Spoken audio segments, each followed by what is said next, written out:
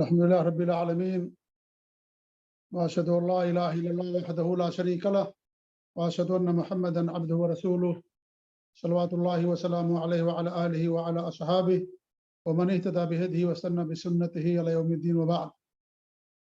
مکرم و محترم و معزز ناظرین و مشاہدین و مشاہدات و سامعین اور علماء کرام، اللہ کے فضل و کرم اور اس کی توفیق سے یہ مبارک سلسلہ ہمارا جاری اور ساری ہے، اور آپ لوگ دین کا جو دوسرا مصدر ہے حدیث سنت رسول صلی اللہ علیہ وسلم، اس کی شرح بلوغ المرام کا جو آخری باب ہے کتاب الجامع کے اندر، جو اخلاق سے متعلق جو ابواب ہیں ان کی شرح آپ کے سامنے کی جا رہی ہے۔ ابھی جس باب کی شرح آپ کے سامنے ہو رہی ہے وہ باب الترہیب من مساوی الاخلاق، برے اخلاق سے ڈرانے کا باب، اس سے دوری اختیار کرنے کا باب۔ الحمدللہ ہمارے محترم شیخ ابو زید ضمیر حفظہ اللہ، جن کے ہم بہت ہی شاکر و ممنون ہیں کہ مسلسل لگاتار الحمدللہ ہمیں وقت دے رہے ہیں، اور ہمارے سارے سامعین و مشاہدین اور ہم خود اور ہمارے متعاونین اور علماء سب ان سے الحمدللہ فائدہ اٹھا رہے ہیں۔ اللہ رب العالمین شیخ کی حفاظت فرمائے، اللہ تعالیٰ ان کے علم و عمر میں برکت دے، اور اللہ تعالیٰ ہم سب کو ان سے استفادے کی مزید توفیق دے، آمین رب العالمین۔ یہ جو باب چل رہا ہے یہ برے اخلاق کا باب ہے، اور برے اخلاق کا مطلب یہ ہے کہ ان تمام اخلاق سے، ان تمام خصلتوں اور عادتوں سے ہمیں دوری اختیار کرنا ضروری ہے۔ یہ شر ہیں اور یہ برائی ہیں، اور ایک مسلمان خیر کا طالب ہوتا ہے، خیر کا حامی ہوتا ہے، اور جو شر اور برائیاں ہیں ان تمام چیزوں سے دور رہنے والا اور ان چیزوں سے لوگوں کو دور کرانے والا ہوتا ہے۔ اسی لیے یہ باب شروع کیا گیا، اور خود حافظ ابن حجر رحمۃ اللہ علیہ نے جہاں اس سے پہلے اخلاق کے کچھ باتیں بیان کی ہیں، اب برے اخلاق کا تذکرہ انہوں نے شروع کیا ہے، کیونکہ دونوں کا جاننا ہمارے لیے ضروری ہے۔ اس میں ہمارے لیے جو منہج کی بات ہے وہ یہی ہے کہ خیر اور شر دونوں کا جاننا انسان کے لیے ضروری ہے۔ معروف اور منکر، صرف معروف کا حکم نہیں دیا جائے گا، معروف کا حکم دینے کے ساتھ ساتھ لوگوں کو منکر سے بھی روکا جائے گا، دونوں چیزوں کے درمیان جمع کیا جائے گا۔ صرف منکر سے روکنا، معروف کا حکم نہ دینا، یہ بھی سلف صالحین کے منہج کے خلاف ہے، یا صرف معروف کا حکم دینا، منکر سے نہ روکنا، یہ بھی منہج سلف کے خلاف ہے۔ اور سچائی اور مطلوب ہم سے یہ ہے کہ ہم معروف کا حکم دیں، لوگوں کو منکر سے روکیں۔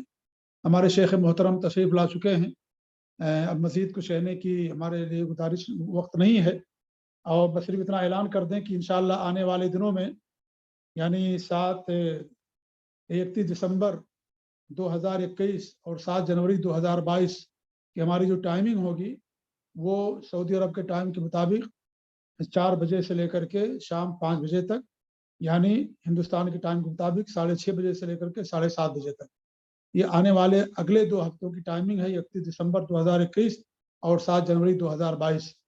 نمازوں کے اوقات میں تبدیلی کی بنا پر ہر 2 ہفتے پر اس طریقے کا وقت تبدیل کیا جاتا ہے۔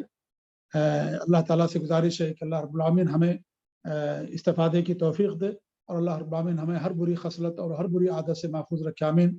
شیخ محترم سے گزارش ہے کہ شیخ اپنے درس کا آغاز فرمائیں اور اپنے علم سے ہمیں نوازیں۔ جزاہم اللہ خیر، وبارک اللہ فیکم، السلام علیکم ورحمۃ اللہ وبرکاتہ۔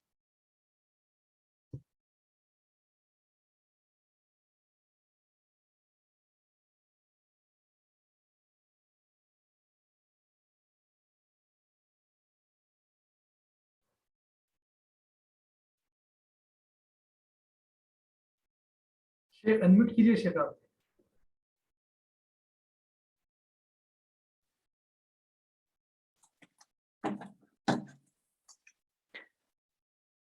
إن الحمد لله نحمده ونستعينه ونستغفره ونعوذ بالله من شرور أنفسنا ومن سيئات أعمالنا، من يهده الله فلا مضل له ومن يضلل فلا هادي له، وأشهد أن لا إله إلا الله وحده لا شريك له، وأشهد أن محمدا عبده ورسوله، أما بعد، فإن خير الحديث كتاب الله، وخير الهدي هدي محمد صلى الله عليه وعلى آله وسلم وشر الأمور محدثاتها وكل محدثة بدعة وكل بدعة ضلالة وكل ضلالة في النار.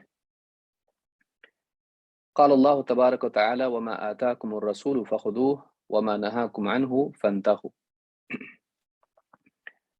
قابل احترام فضیلۃ الشیخ مختار احمد مدنی حفظہ اللہ، دیگر اہل علم، میرے محترم دینی بھائیوں اور قابل احترام اور بہنوں،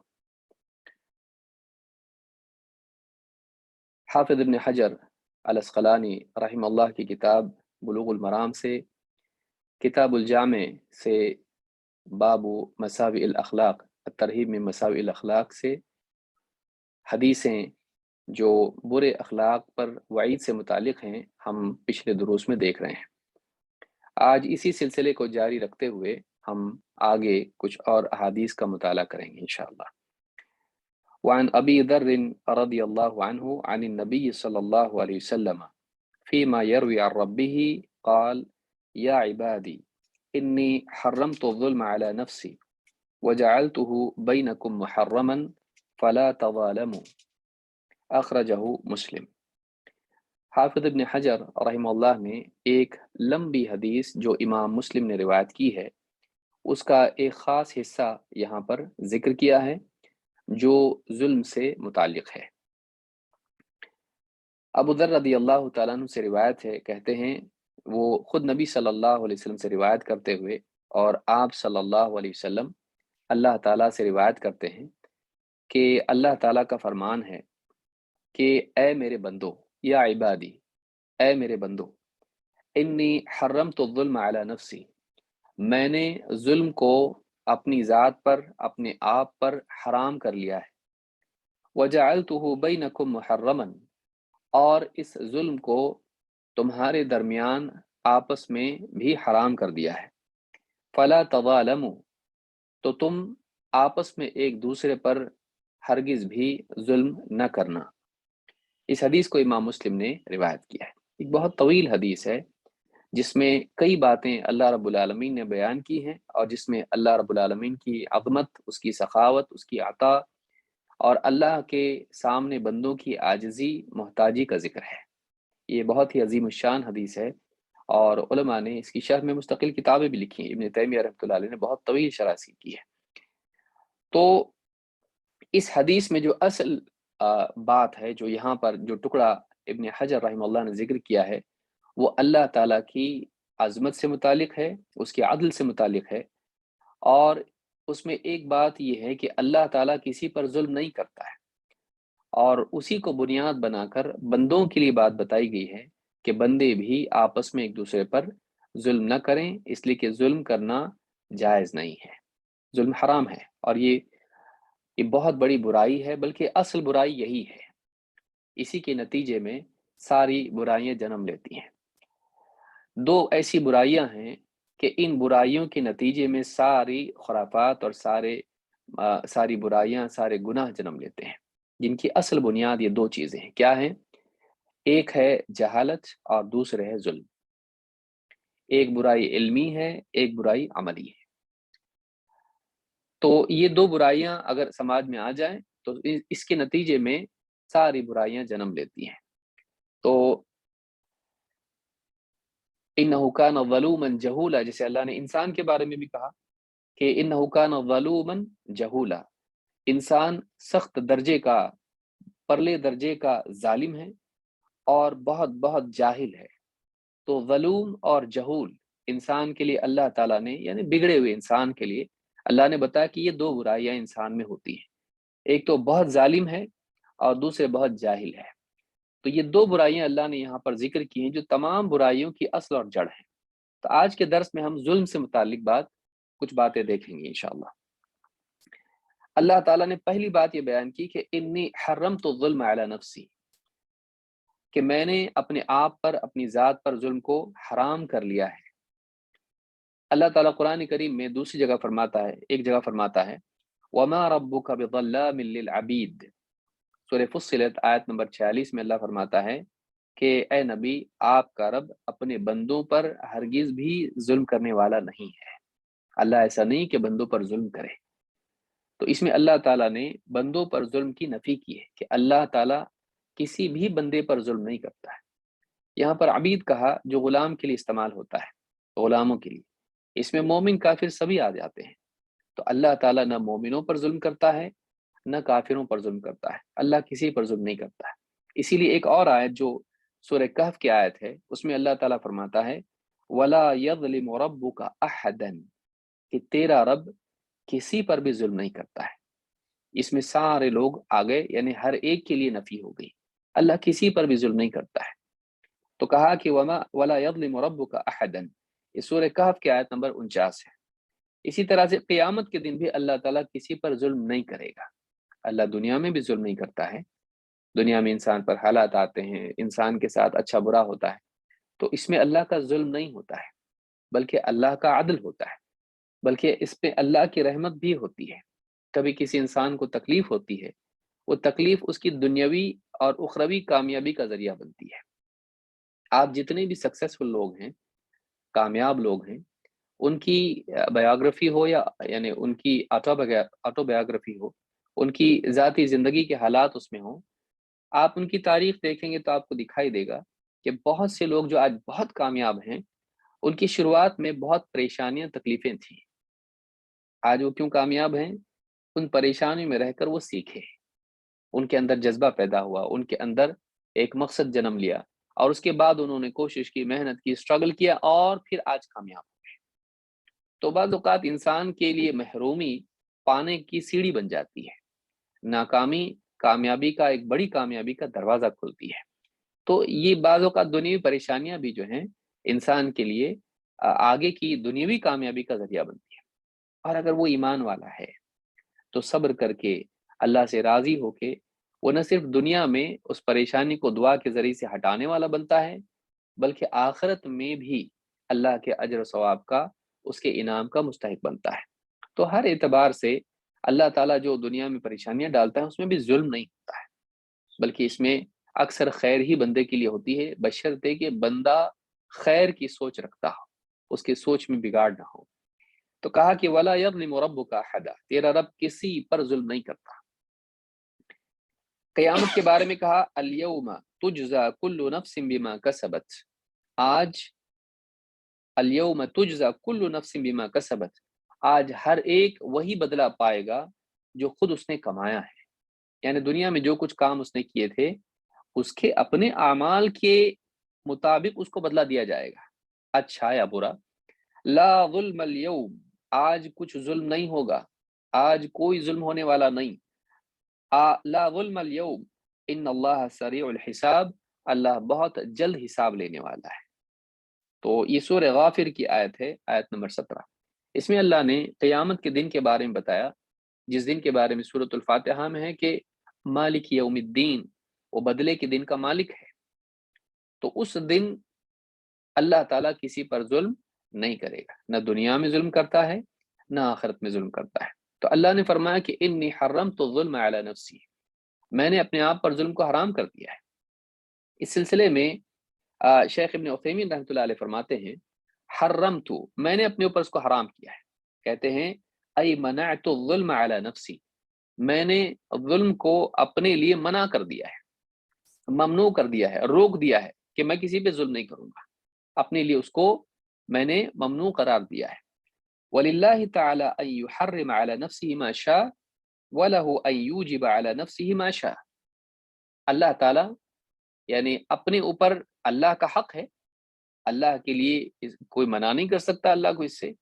اللہ تعالیٰ کا اختیار ہے کہ چاہے تو کسی چیز کو اپنے اوپر حرام کر لے، اور چاہے تو اپنے اوپر کسی چیز کو لازم کر لے، واجب کر لے۔ جیسے اللہ نے کہا كتب على نفسه الرحمہ، كتب ربك على نفسه الرحمہ، تیرے رب نے اپنے اوپر رحمت کو لکھ دیا ہے۔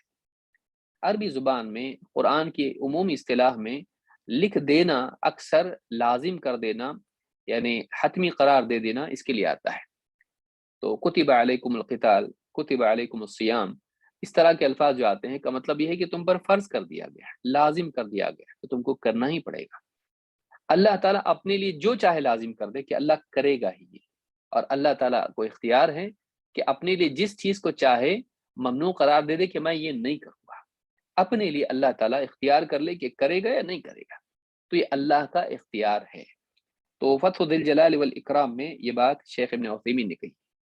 اس تعلق سے امام الصنعانی کہتے ہیں کہ والظلم مستحیل فی حقہ تعالی، ظلم اللہ کے حق میں مستحیل ہے، ہو ہی نہیں سکتا کہ اللہ تعالیٰ ظلم کرے۔ لأن الظلم فی عرف اللغہ، اس لیے کہ ظلم یعنی عربی زبان کے اعتبار سے، عرف میں لغت کے، التصرف فی غیر الملک او مجاوزت الحد، کہتے ہیں کہ ظلم عربی کے استعمال کے اعتبار سے کہاں استعمال ہوتا ہے، کہتے ہیں یہاں کیسے استعمال ہوتا ہے، التصرف فی غیر الملک، کسی اور کی ملکیت میں تصرف کرنا، دست درازی کرنا، دخل اندازی کرنا، جو چاہے اس میں کرنا، تو کسی اور کی ملکیت میں دخل اندازی کرنا، او مجاوزت الحد، یا جو حد مقرر ہے اس حد کو پار کر جانا، اس کو ظلم کہتے ہیں۔ یا تو کسی اور کی ملکیت میں آدمی دخل دے، کسی اور کی پراپرٹی میں جو چاہے خود کرے، اس کو ظلم ہے، اس کا تھا وہ، اس نے کیوں کیا، یہ ظلم ہے۔ کسی اور کی چیز ہڑپ لی، ظلم ہے۔ دوسرے یہ کہ جو حد اس کے لیے تھی اس کو نہیں کرنا چاہیے تھا، وہ کر بیٹھا، یہ بھی ظلم ہوتا ہے۔ جیسے آپ دیکھیں گے اللہ تعالیٰ نے آدم علیہ السلام سے کہا وَلَا تَقْرَبَا هَذِهِ الشَّجَرَةَ، آدم و حوا سے کہا اس پیڑ کے قریب مت جانا، فَتَكُونَا مِنَ الظَّالِمِينَ، تم ظالموں میں سے ہو جاؤ گے۔ تو حد پار کری تم نے تو ظالموں میں سے ہو جاؤ گے۔ تو ایک تو حد پار کرنا، یا دوسرا کسی اور کی ملکیت کو لینا، اس میں جو چاہے تصرف کرنا، یہ دونوں ظلم ہوتا ہے۔ کہتے ہیں وَكِلَاهُمَا مُحَالٌ فِي حَقِّهِ تَعَالَى، یہ دونوں کی دونوں چیزیں اللہ کے حق میں محال ہیں، ہو ہی نہیں سکتا اللہ کے لیے۔ کیوں؟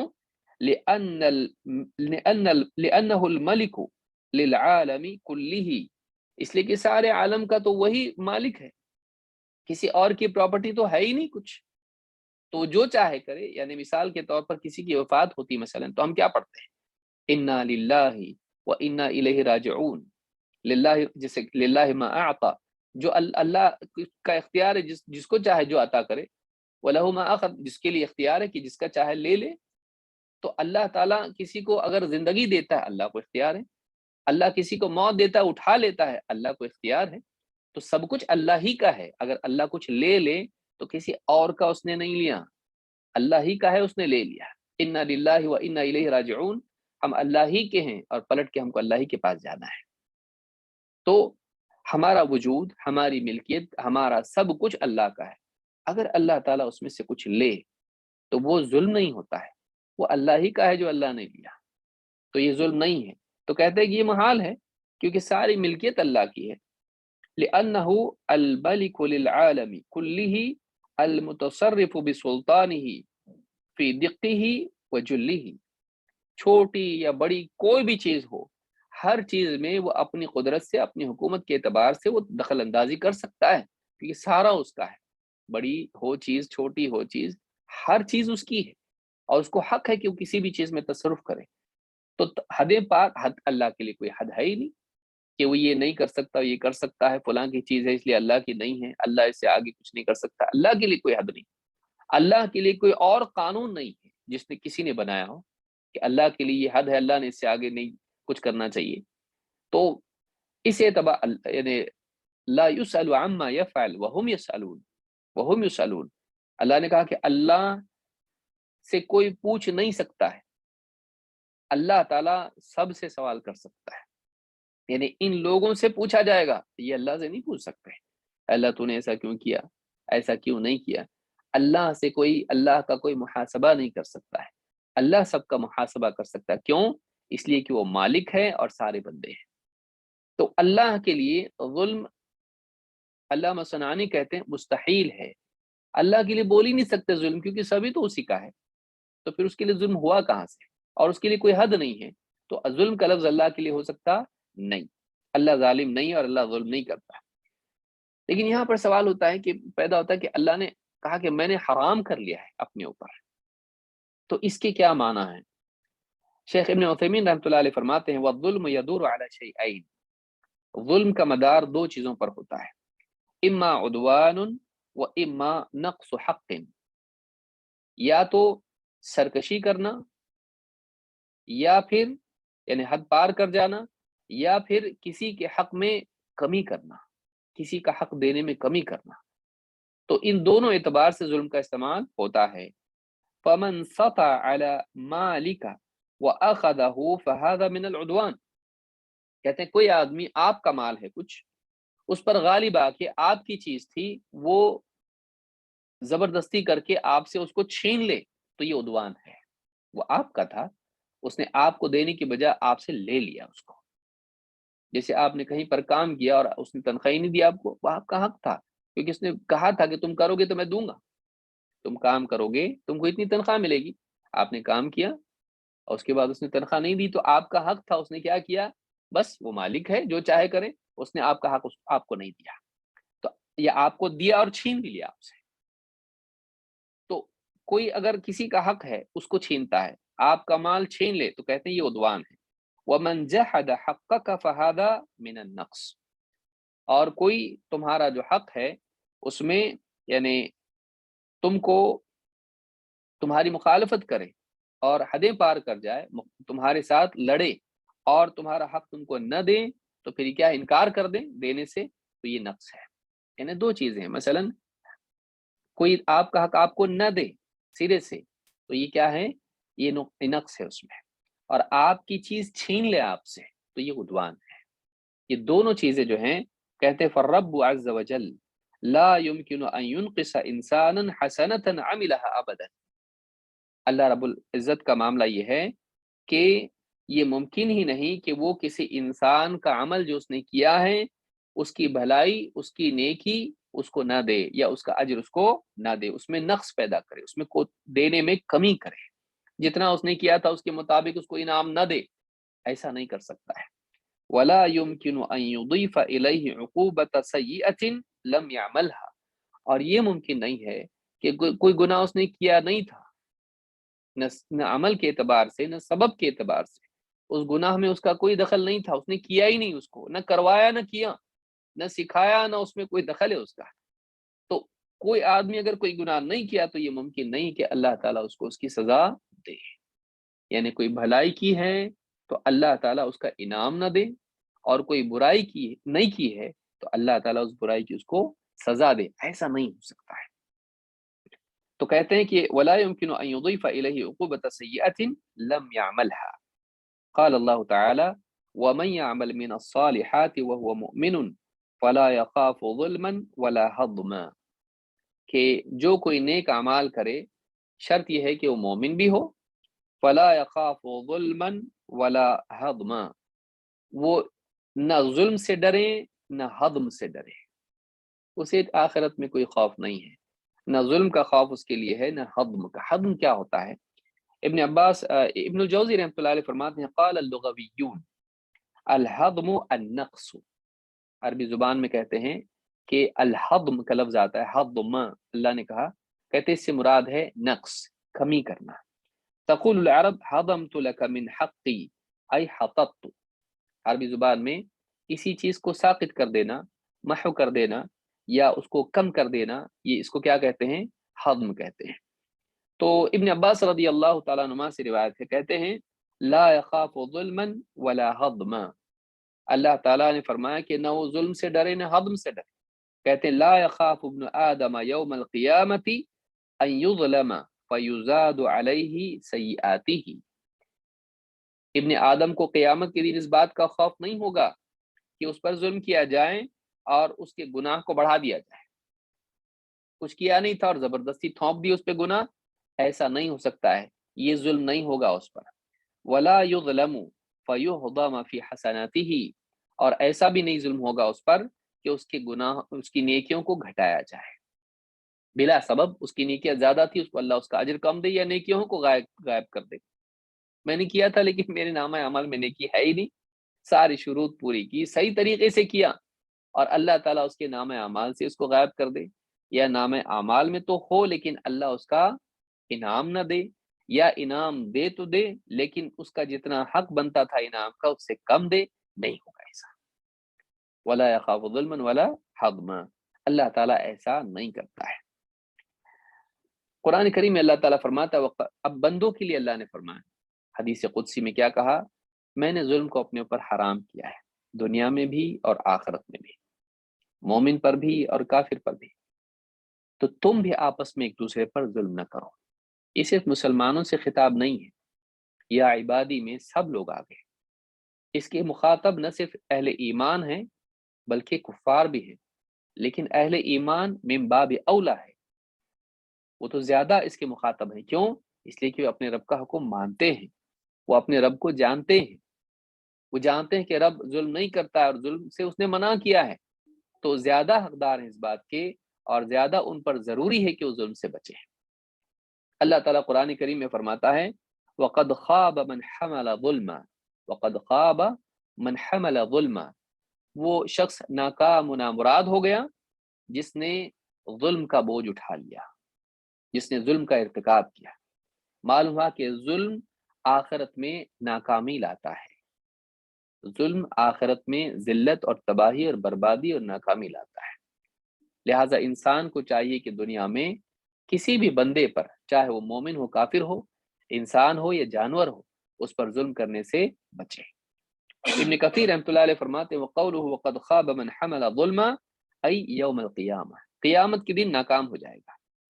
فَإِنَّ اللَّهَ سَيُؤَدِّي كُلَّ حَقٍّ إِلَى صَاحِبِهِ، اس لیے کہ قیامت کے دن اللہ تعالی حق کو اس کے حقدار کے حوالے کرے گا۔ حَتَّى يَقْتَصَّ لِلشَّاةِ الْجَمَّاءِ مِنَ الشَّاةِ الْقَرْنَاءِ، یہاں تک کہ اللہ تعالی ایک بے سینگ بکری کو اگر سینگ والی بکری نے مارا ہوگا تو اللہ تعالیٰ اس کا بھی قصاص دلوائے گا، اس کا بھی بدلہ دلوائے گا۔ دنیا میں بہت سارے لوگ سیاسی طاقت کی وجہ سے، مال و دولت کی وجہ سے، تعلقات کی وجہ سے لوگوں پر ظلم کرنے کے باوجود بچ جاتے ہیں، قانون کی زد میں نہیں آتے، ان کو دنیا میں ظلم کرنے کی یعنی کی آزادی ہوتی ہے ان کی طاقت کی وجہ سے، اور کئی لوگوں پر وہ ظلم کرتے اور مظلوم اپنا حق نہیں لے پاتا ہے۔ قیامت کے دن ایسا نہیں ہوگا کہ مظلوم کو اس کا حق نہ ملے، وہاں کوئی کمزور نہیں ہوگا، وہاں سب کمزور ہوں گے، یعنی ایسا نہیں ہوگا جیسے دنیا میں کچھ کمزور ہیں کچھ طاقتور ہیں، وہاں نہیں ہوگا ایسا۔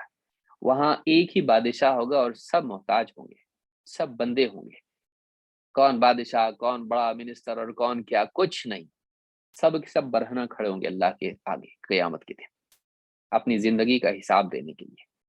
وہاں پھر کمزور اپنا حق مانگے گا اللہ سے، اور اللہ تعالیٰ اس کو اس کا حق دلائے گا اس طاقتور سے جو دنیا میں طاقتور تھا۔ اب کاہے کی طاقت سے، اب کوئی طاقت نہیں ہے، اب صرف اللہ تعالیٰ کی بادشاہت سے ہے۔ اللہ مالک یوم الدین ہے، وہ بدلے کے دن کا مالک ہے۔ تو اگر سینگ والی بکری نے بھی، یہ علامتی طور پر ہوگا، دیکھو آج دنیا میں کسی کو طاقت، کسی کے پاس سینگ تھے کسی کے پاس نہیں تھے، کسی کے پاس طاقت تھی، اختیار تھا، کسی کے پاس نہیں تھا۔ اب جس نے ظلم کیا ہے اب اس کو بدلہ، جس مظلوم کو بدلہ دلایا جائے گا، اب اس کو سزا ملے گی جس نے ظلم کیا تھا۔ اللہ تعالیٰ قرآن کریم میں فرماتا ہے وَجَزَاءُ سَيِّئَةٍ سَيِّئَةٌ مِثْلُهَا۔ اب یہاں ایک بات یہ بھی دیکھنا ہے کہ یعنی ظلم کا معاملہ کیا ہے اور بدلے کا معاملہ کیا ہے، معافی کا معاملہ کیا ہے، اس کو بھی ہم سمجھیں گے۔ اللہ تعالیٰ نے سورہ شورى میں کہا کہ وَجَزَاءُ سَيِّئَةٍ سَيِّئَةٌ مِثْلُهَا، برائی کا بدلہ اتنی ہی برائی ہے جو اس کے ساتھ کی گئی تھی، یعنی کسی پر ظلم کیا گیا تھا، اس کا وہ بدلہ لے سکتا ہے، جائز ہے، لیکن اتنا ہی جتنا اس پر ظلم ہوا ہے۔ فَمَنْ عَفَا وَأَصْلَحَ فَأَجْرُهُ عَلَى اللَّهِ، لیکن جو درگزر کرے اور معاملے کی اصلاح کر لے تو اس کا اجر بھی کیا ہے، اللہ پر ہے۔ إِنَّهُ لَا يُحِبُّ الظَّالِمِينَ، اللہ تعالیٰ ظالموں کو پسند نہیں کرتا ہے۔ وَلَمَنِ انتصر بَعْدَ ظُلْمِهِ فَأُولَئِكَ مَا عَلَيْهِ مِن سَبِيلٍ، ہاں جس نے ظلم ہونے کے بعد، اس پر ظلم ہونے کے بعد اس نے اپنا انتقام لیا، تو ایسے لوگوں پر اللہ کی طرف سے کوئی پکڑ نہیں ہے، ان کا کوئی مواخذہ نہیں ہے۔ انما السبیل علی الذین یظلمون الناس ویبغون فی الارض بغیر الحق، پکڑ ان لوگوں کی ہونے والی ہے، پکڑ ان لوگوں کی ہونے والی ہے۔ انما السبیل علی الذین یظلمون الناس، مواخذہ ان کا ہے، مجرم وہ ہیں، قابل ملامت اور قابل سزا وہ لوگ ہیں کہ جو ناحق لوگوں پر ظلم کرتے ہیں، یظلمون الناس ویبغون فی الارض بغیر الحق، اور ناحق زمین میں سرکشی کرتے ہیں، زمین میں کیا کرتے ہیں؟ سرکشی کرتے ہیں، ناحق کرتے ہیں۔ اولئک لہم عذاب علیم، ایسے لوگ یہی وہ لوگ ہیں جن کے لیے دردناک عذاب ہے، یہی وہ لوگ ہیں جن کے لیے دردناک عذاب ہے۔ وَلَمَنْ صَبَرَ وَغَفَرَ إِنَّ ذَلِكَ لَمِنْ عَزْمِ الْأُمُورِ، اور وہ شخص جس نے صبر کیا اور معاف کر دیا، جس ظالم کو معاف کر دیا، ظلم پر صبر کیا اور ظالم کو معاف کر دیا، إِنَّ ذَلِكَ لَمِنْ عَزْمِ الْأُمُورِ، تو یہ بہت ہی اونچے کاموں میں سے ہے، اعلیٰ اخلاق میں سے ہے، بہت پختہ چیزوں میں سے دین کی، اور یہ بہت ہمت کے کاموں میں سے ہیں کہ کوئی عام آدمی یہ نہیں کر پائے گا، یہ مضبوط لوگ کرتے ہیں جو کردار کے اعتبار سے، کیریکٹر کے اعتبار سے بہت سالڈ ہوتے ہیں۔ تو اس سورہ شورى کی آیت نمبر 40 سے 43 تک ہے، اس میں اللہ نے دونوں باتیں بیان کی ہیں۔ نمبر 1، اللہ نے بتایا کہ ظلم حرام ہے، سرکشی حرام ہے، کسی پر ظلم نہیں کیا جانا چاہیے، اور اس کے بعد اللہ تعالیٰ نے بتایا کہ اگر کسی پر ظلم ہوا ہے تو وہ اپنا انتقام لے سکتا ہے، لیکن اتنا ہی جتنا اس پر ظلم ہوا ہے، وہ خود ظلم کے بدلے ظلم نہیں کر سکتا ہے۔ لیکن تیسری چیز اللہ نے یہاں پر یہ بتائی کہ اگر وہ معاف کر دے تو یہ اعلیٰ اخلاق میں سے ہے، تو یہاں پر اللہ تعالیٰ نے ترغیب دی معاف کرنے کی۔ اسی لیے آپ دیکھیں گے کہ اللہ کے نبی صلی اللہ علیہ وسلم نے فتح مکہ کے بعد لوگوں کو معاف کر دیا، جو ابو سفیان کے ہاں چلا جائے گا اس کو معاف کر دیا جائے گا، چھوڑ دیا، کوئی اس کی پکڑ نہیں، کوئی اس کے لیے مواخذہ نہیں، اور کئیوں کو عام آزادی، یعنی عام طور سے آپ نے اعلان کر دیا تھا رحمت کا۔ تو یہ اعلیٰ اخلاق ہے، مسلمان کو ایسا ہونا چاہیے۔ تو اس حدیث میں ہم نے، چونکہ اس سے پہلے بھی ظلم سے متعلق کئی حدیثیں ہم دیکھ چکے ہیں، تو زیادہ تفصیل اس میں ہم نہیں کریں گے۔ اس میں یہ بات ہم نے دیکھی کہ اللہ بھی ظلم نہیں کرتا ہے، لہٰذا اللہ پر ایمان کا تقاضا ہے کہ اللہ کے بندے بھی ظلم نہ کریں۔ ہاں، اگر کسی پر ظلم ہوا ہے اور وہ انتقام لیتا ہے تو پھر یہ جائز ہے اس کے لیے، لیکن بہتر یہ ہے کہ وہ معاف کر دے۔ آئیے ہم آگے بڑھتے ہیں۔ حدیث نمبر 15، یہ اس میں غیبت سے متعلق ہے۔ وعن ابی ہریرہ رضی اللہ عنہ ان رسول اللہ صلی اللہ علیہ وسلم قال اتدرون ما الغیبہ قالوا اللہ ورسولہ اعلم قال ذکرک اخاک بما یکرہ قیل ارأیت ان كان في اخی ما اقول قال ان كان فيه ما تقول فقد اغتبته وان لم يكن فقد بہته، اخرجہ مسلم۔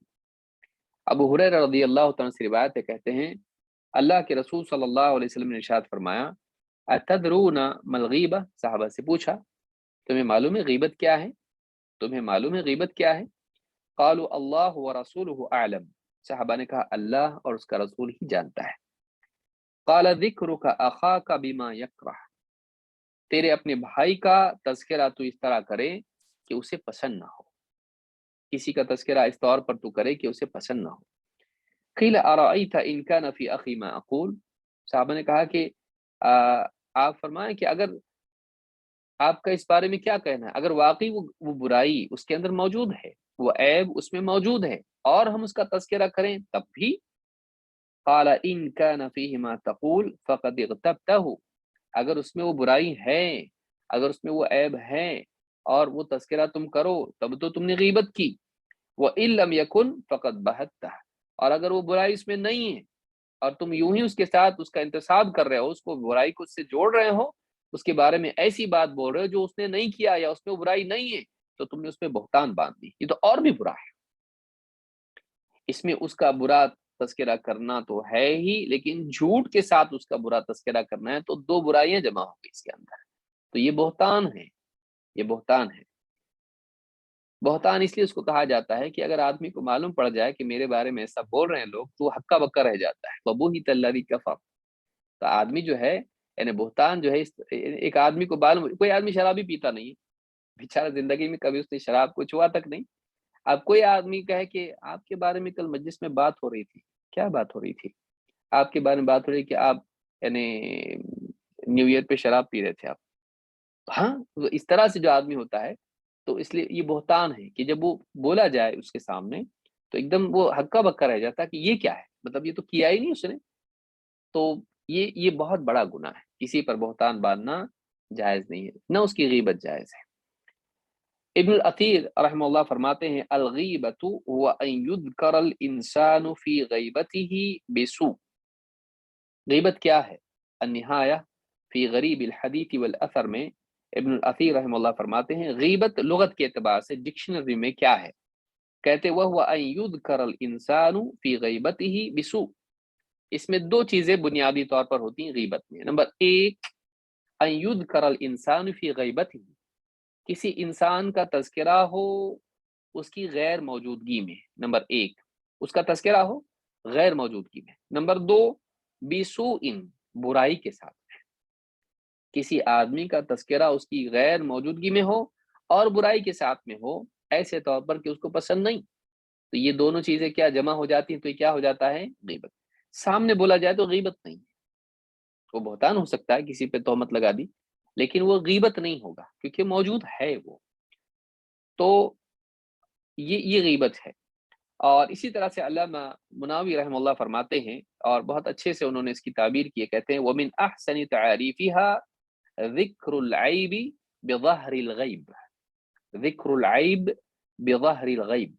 कहते हैं ये बेहतरीन तौर पर यानी इसकी तारीफ जो बयान की गई है वो ये है कि किसी का तज़किरा करना उसकी गैर मौजूदगी में, यानी इस इबारत की लज़्ज़त जो है अरबी के एतबार से ज़िक्रुल ऐबी बिज़हरिल गैब।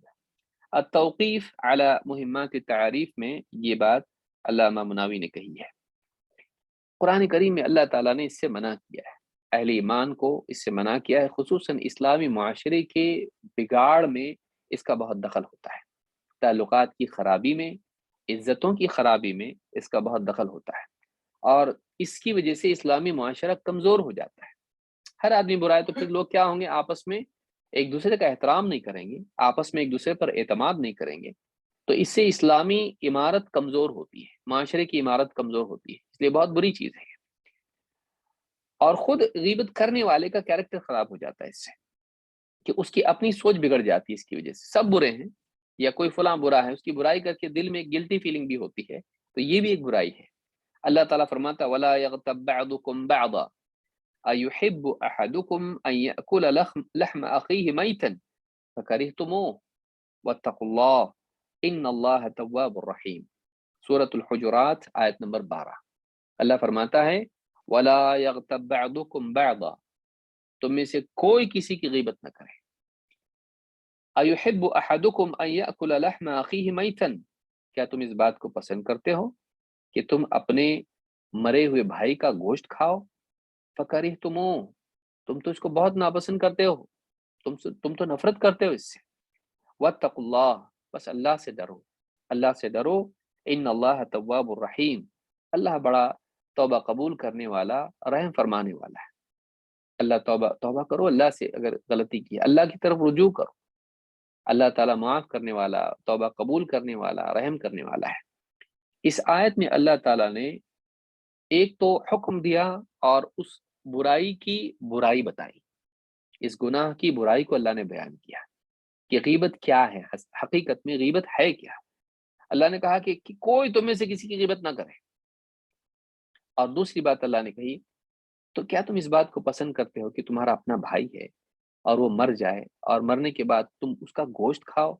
कितनी बुरी चीज़ है, तुम मानते हो ना इसको बुरा, तो मत करो ऐसा, अल्लाह से तौबा करो अगर तुमने ऐसा किया है, और उम्मीद है कि अगर तुम तौबा करोगे तो अल्लाह तुम पर रहम फरमाएगा। तो यहाँ पर ये बात अल्लाह ने बयान की है। तो मालूम है कि गीबत मुर्दा भाई का गोश्त खाने की तरह है। अल्लाह के नबी सल्लल्लाहु अलैहि वसल्लम के सहाबी हैं अम्र इब्न आस रदी अल्लाह तआला अन्हु, इनके बारे में कैस कहते हैं काना अम्र इब्न आस यसीरु मा नफर मिन अस्हाबिही, अम्र इब्न आस रदी अल्लाह तआला अन्हु अपने बा सहाबा के साथ साथियों के साथ जा रहे थे। फमर्र अला बगलिन मय्यितिन कद इंतफख, उनका गुजर एक खच्चर पर हुआ, तो उन्होंने देखा कि वो बिल्कुल मर के एकदम फूल गया था। जब सड़ जाता है, कई दिन गुजर जाते हैं तो लाश जो है फूल जाती है, तो जो पड़ा हुआ खच्चर था वो मर के एकदम बिल्कुल फूल गया था। फ़क़ाल वल्लाहि लअन यअकुल अहदुकुम हाज़ा हत्ता यमलअ बतनहु खैरुम मिन अन यअकुल लहम मुस्लिमिन। कि अल्लाह की कसम, एक आदमी ये मरा हुआ खच्चर खाए, इतना गोश्त उसका खाए कि पेट भर जाए, उसका पेट भर के। कोई आदमी एक लुकमा नहीं खा सकता है घटिया चीज, बुरी चीज का। मुर्दार गोश्त खा सकता है कोई आदमी? वो सड़ा हुआ गोश्त खा सकता है? नहीं। कहा कि इतना खाए, पेट भर के खाए, इतना इतनी तकलीफ दे अपने आप को, इतना बुरा काम, गलत काम करे। मुर्दार खाना शरन हराम भी है और इंसानी फितरत को वो बहुत नापसंद भी है। दोनों चीजें जमा है इसमें, शरई कबाहत भी है और फितरी उसके अंदर, यानी कराहत भी उसके अंदर है। तो कहा कि कोई आदमी पेट भर की गोश्त खाए, मुझे, यानी यहाँ तक कि पेट भर जाए, मुझे, यानी ये बेहतर है इससे कि वो अपने भाई का गोश्त खाए, यानी वो उसकी गीबत करे। भाई, अपने भाई का गोश्त खाना क्या है? ये इबारत जो है, पुरानी इबारत जो है, ये हदीसों में भी यही बात आती है। भाई का गोश्त खाना से मुराद क्या होता है? गीबत करना। ये इमाम अल बुखारी ने अल अदब अल मुफरद में इसको रिवायत किया है, हदीस नंबर 736, और ये रिवायत सही है। अनस रदी अल्लाह तआला से रिवायत है, कानतिल अरबु यखदुमु बअदुहुम बअदन फिल अस्फार व कान मा अबी बकर व उमर रजुल यखदुमुहुमा। कहते हैं कि अनस रदी अल्लाह तआला कहते हैं कि अरब सफरों में एक दूसरे की खिदमत किया करते थे। अरबों का एक मामूल था कि सफर में खास तौर से एक दूसरे की खिदमत करते थे, और आम हालात में भी उनके अंदर सखावत बहुत ज्यादा थी। मुसाफिरों का भी बहुत हक याद रखते थे और उसका हक अदा करते थे। तो कानतिल अरबु यखदुमु बअदुहुम बअदन फिल अस्फार, अरब सफरों में आपस में एक दूसरे की खिदमत करते थे। वकान मा अबी बकर व उमर रजुल यखदुमुहुमा, हजरत अबू बकर सिद्दीक रदी अल्लाह तआला अन्हु और हजरत उमर रदी अल्लाह तआला अन्हु दोनों के साथ एक खादिम हुआ करता था, जो एक शख्स था जो खिदमत करता था उनकी। फनामा, तो सफर में वो सो गया। वस्तयक़ज़ वलम युहय्यि तआमन, तो यानी दोनों भी जब बेदार हुए, वलम युहय्यि तआमन, तो उसने खाना पकाया नहीं था सफर में। फ़क़ाल इन हादा लनऊमुम बैनकुम, तुम सारे लोगों में सबसे ज्यादा सोने वाला आदमी है।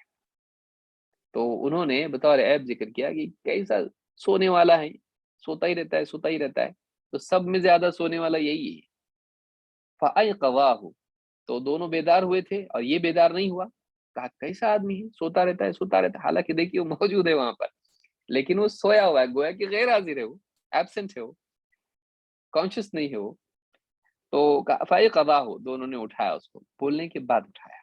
फ़क़ाल इअति रसूलल्लाह सल्लल्लाहु अलैहि वसल्लम फ़क़ुल लहू इन्ना अबा बकर व उमर युक़रिआनिक अस्सलाम व हुमा यस्तअदिमानिक। कहा जाओ, अल्लाह के रसूल सल्लल्लाहु अलैहि वसल्लम के पास जाओ और सलाम कहो हमारी तरफ से, कहो कि अबू बकर व उमर का तुमको सलाम है, आपको सलाम है, और दोनों आपसे खाने के लिए कुछ मांग रहे हैं, यानी सालन मांग रहे हैं, समझ लीजिए।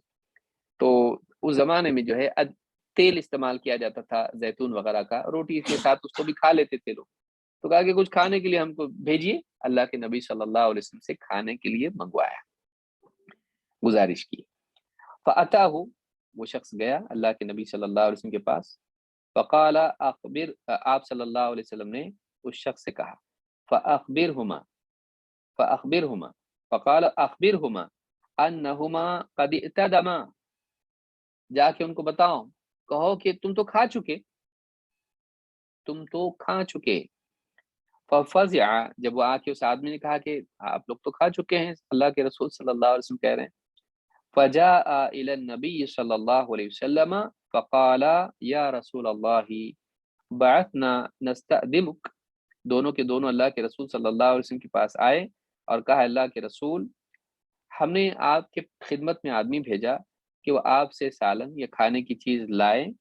फ़कुल्ता इअतदमा, आपने कहा कि तुम तो खा चुके। फ़बिअय्यि शैइन इअतदमना, अल्लाह के रसूल क्या चीज से हमने खाना खाया, रोटी हमने किस चीज से खाई? फ़क़ाल बिअक्लिकुमा लहम अख़ीकुमा, तुमने तुम्हारे भाई का गोश्त खाया, तुमने तुम्हारे भाई का गोश्त खाया। इन्नी लअरा लहमहु बैन सनायाकुम, तुम्हारे दांतों में देखो उसका गोश्त मैं देख रहा हूँ। तुम्हारे दांत, ये यानी मुबालगा है कहने में, या हो सकता है हकीकतन भी हो। कहा कि तुम्हारे दांतों में मैं उसका गोश्त देख रहा हूँ। फ़क़ाल या रसूल अल्लाह फस्तग़फिर लना, कहा कि अल्लाह के रसूल हमारे लिए अल्लाह से इस्तिग़फ़ार कीजिए आप, कि अल्लाह हमारी मग़फ़िरत फरमाए, हमारे लिए मग़फ़िरत की दुआ कीजिए। क़ाल हु यस्तग़फिर लहुमा फलयस्तग़फिर लहुमा, कहा कि वो उसको चाहिए कि वो तुम्हारे लिए इस्तिग़फ़ार करे, क्योंकि तुमने उसकी ग़ीबत की, उसकी बुराई तुमने की, तो उसको चाहिए कि तुम्हारे लिए इस्तिग़फ़ार करे। इससे मालूम होता है कि जो आदमी किसी की ग़ीबत करे, उसके लिए तरीक़ा ये है कि उससे अपने लिए क्या करे, इस्तिग़फ़ार करवाए। तो कहा कि उससे अपने लिए मग़फ़िरत की दुआ कराओ। इमाम अल-ख़राइती ने इसको मसाविउल अख़लाक़ में रिवायत किया है, और इसी तरह से दूसरे मुहद्दिसीन ने भी इसको ज़िक्र किया, और अल्फ़ाज़ उन्हीं के हैं। सहीहा में शेख अल-अलबानी ने 2608 पर कहा कि इसकी सनद सही है। तो इस हदीस से बात मालूम होती है कि इतना सा बोल देना भी ग़ीबत हो जाता है, कि तो बहुत सोता है ये तो। तो इस तरह से कि क्योंकि ऐसे तौर पर तज़किरा है जिससे उसको पसंद नहीं आएगा, और उसकी मौजूदगी में एक एतबार से है, लेकिन क्या है, वो सोया हुआ है, गफलत में है। तो आप सोचें कि मतलब ये कितना इस्लाम में किसी की इज्जत के बारे में कितना लिहाज किया गया, और वो आम आदमी है, कोई बहुत बड़ा आदमी नहीं है। आदमी क्या समझता है, भाई बड़ों की गिबत नहीं करना, बुरा लगता है उन लोगों को, पैसे वाले और इक़्तिदार वाले ऐसे लोग हैं, उनकी गिबत नहीं करना, बुरा लगा तो हमारे ताल्लुकात खराब होंगे। आम आदमी की गिबत कर सकते हैं, अपने खादिम की गिबत कर सकते हैं। तो इस तरह से हम, यानी हमारे यहाँ भी जो है बड़ा छोटा और उसकी चलती उसकी नहीं चलती, गीबत किसी मुसलमान की नहीं करना जिससे उसको बुरा लगे, जिससे उसको बुरा लगे। बल्कि जिंदगी में यानी किसी की गीबत करना ये भी बुरा है, उसकी मौत के बाद करना तो और भी बुरा है, इसलिए कि वो अपने दिफा के लिए मौजूद नहीं है। जैसे गीबत करने वाला वो अपनी यानी गैर मौजूदगी में अपना दिफा नहीं कर सकता है, कैसे अपने आप को डिफेंड करे। लेकिन हो सकता है झूठ भी हो वो उसके बारे में, आपकी गलतफहमी हो उसके बारे में। तो एक आदमी अपना दिफा नहीं कर सकता, अपनी इज्जत को बचाने के लिए कुछ बोल नहीं सकता है। मरने वाला तो और भी तो आ ही नहीं सकता है, तो उसकी बुराई करना उसके मरने के बाद में ये ठीक नहीं है। अल्लाह के नबी सल्लल्लाहु अलैहि वसल्लम फरमाते हैं, इज़ा माता साहिबुकुम फदऊह, जब तुम्हारा साथी मर जाए छोड़ो उसको, छोड़ दो उसको। वला तक़अू फी, उसकी इज्जत में हाथ दस्तराजी मत करो, यानी उसके अंदर कीड़े मत निकालो, उसके बारे में बुराइयां करते मत बैठो, उसकी गीबत करते मत बैठो। गया वो, अब छोड़ दो उसको। इसलिए कि मुसलमानों का तरीका ये होना चाहिए कि जो दुनिया से चले गए, रब्बना इग़फिर लना व लिइख़वानिना अल्लज़ीना सबक़ूना बिल ईमान वला तजअल फ़ी क़ुलूबिना ग़िल्लन लिल्लज़ीना आमनू, कि हमको ये दुआ सिखाई गई कि ए हमारे रब, रब्बना इग़फिर लना, हमारी मग़फ़िरत कर दे, और उन लोगों की मग़फ़िरत कर दे ईमान वालों की जो हमसे पहले सबक़त दे गए ईमान में, हमसे पहले जो मुसलमान गुज़रे हैं, अल्लाह उनकी भी मग़फ़िरत कर दे। और वला तजअल फ़ी क़ुलूबिना ग़िल्लन लिल्लज़ीना आमनू, और ए हमारे रब, हमारे दिलों में अहले ईमान के लिए कोई खोट न रख, खोट बाक़ी मत रहने दे, हमारे दिलों को भी उससे साफ़ कर। यानी ए अल्लाह हमारी ज़ुबानों को भी साफ़ कर, दिलों को भी साफ़ कर, ए अल्लाह हमको माफ़ कर, उनको भी माफ़ कर। तो ये यानी ये मिज़ाज मुसलमान का होता है। लेकिन एक आदमी दुनिया से चला गया और हम उसकी ग़ीबतें करते रहें, तो ये मुनासिब नहीं है। तो इस हदीस को इमाम अबू दाऊद ने रिवायत किया है, और अ, सुनन अबी दाऊद की तहक़ीक़ में 4899 पर शेख अल-अलबानी कहते हैं ये सही है। आप फरमाते हैं, अल्लाह के रसूल सल्लल्लाहु अलैहि वसल्लम फरमाते हैं, इन्न मिन अरबर रिबा अल-इस्तितालतु फ़ी इर्दिल मुस्लिम बिगैरि हक़, बढ़ चढ़ के सूद लेना, बदतरीन सूद ये है, बदतरीन सूद ये है कि किसी मुसलमान की इज्जत नाहक खराब की जाए, किसी मुसलमान की इज्जत में ज़बान लंबी की जाए। इस्तिताला, उलमा ने कहा कि यहाँ मुराद ये है कि आदमी ज़ुबान को मुतलक छोड़ दे, आदमी लंबी ज़ुबान करे, उसकी यानी इज्जत के बारे में आदमी बढ़ चढ़ के बोले। तो नाहक किसी की इज्जत खराब करना اس کی عزت میں ایسی آنچ آئے ایسی بات کرنا یہ ناحق جائز نہیں ہے۔ اس کی تفصیل ہم آگے بھی دیکھیں گے انشاءاللہ کہ پھر کیا اس میں گنجائش ہے ایسا کرنے میں یا مطلق غیبت حرام ہے، تو وہ ہم دیکھیں گے، شاید آج موقع نہیں مل پائے گا اس کا، اگلے درس میں ہم اس کو دیکھ سکتے ہیں۔ تو کہا کہ بدترین سود یہ ہے کہ کسی مسلمان کی عزت خراب کی جائے ناحق، اس کے بارے میں ناحق بولا جائے، ایسی بات جس سے اس کی عزت خراب ہوتی ہو۔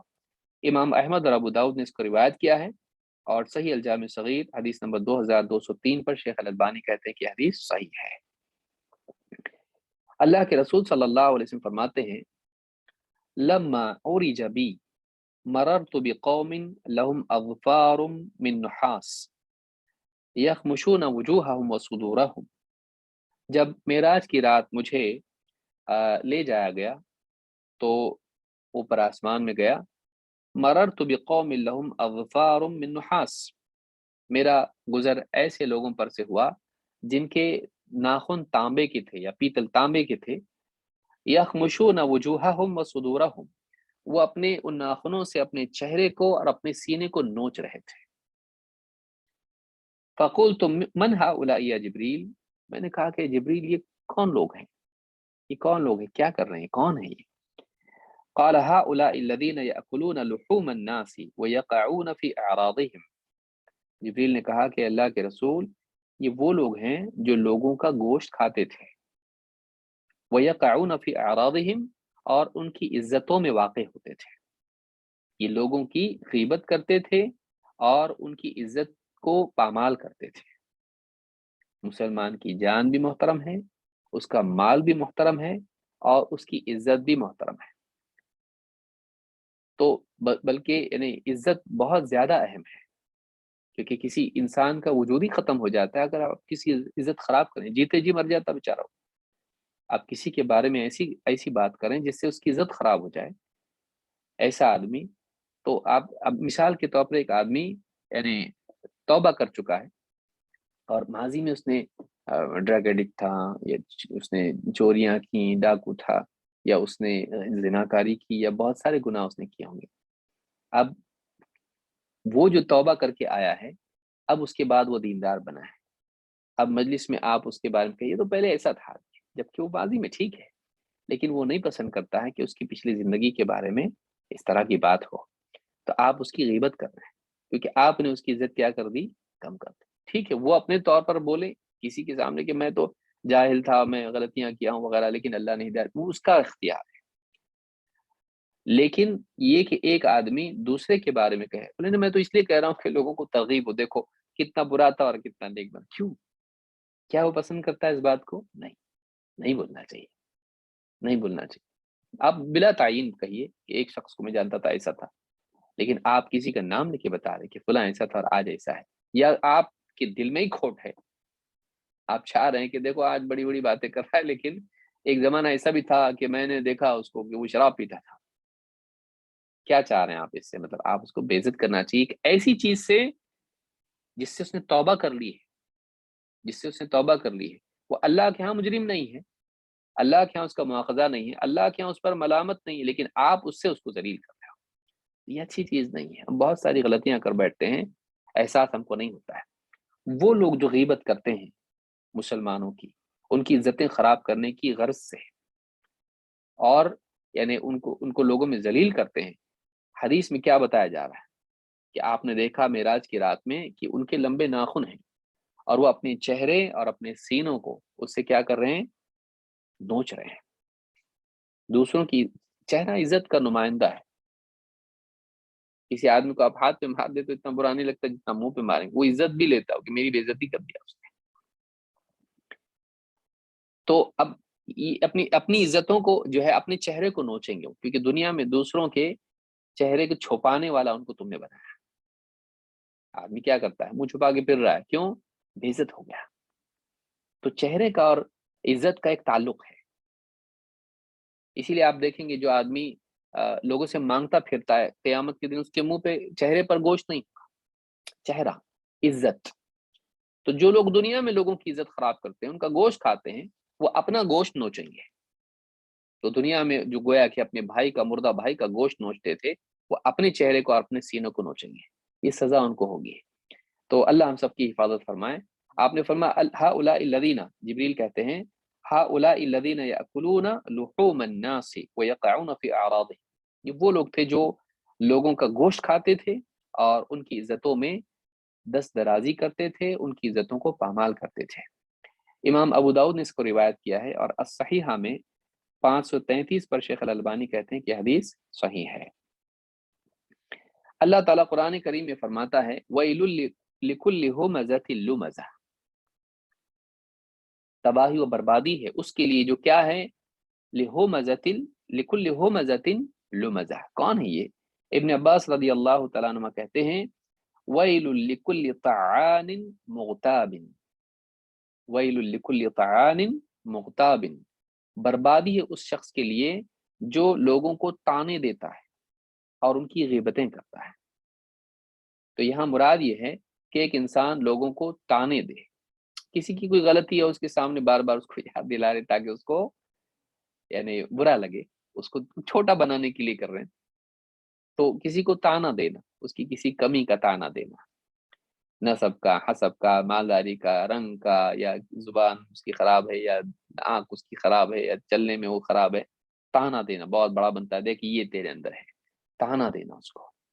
اور مغتاب اس کی غیر یہ موجودگی میں ہے، غیر موجودگی میں کیا ہے، اس کی غیبت کرتا ہے۔ تو ایسے آدمی کے لیے بربادی کا ذکر قرآن میں اللہ نے، اس کی وعید اللہ نے سنائی ہے۔ ابن جریر الطبری نے ابن عباس کا قول ذکر کیا ہے۔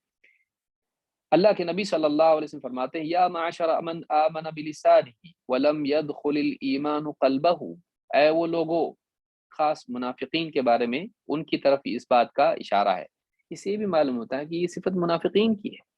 کامل ایمان والا اپنے ایمان کی تکمیل کے لیے اپنی زبان کی بھی حفاظت کرتا ہے، اپنے دل کو صاف کرتا ہے۔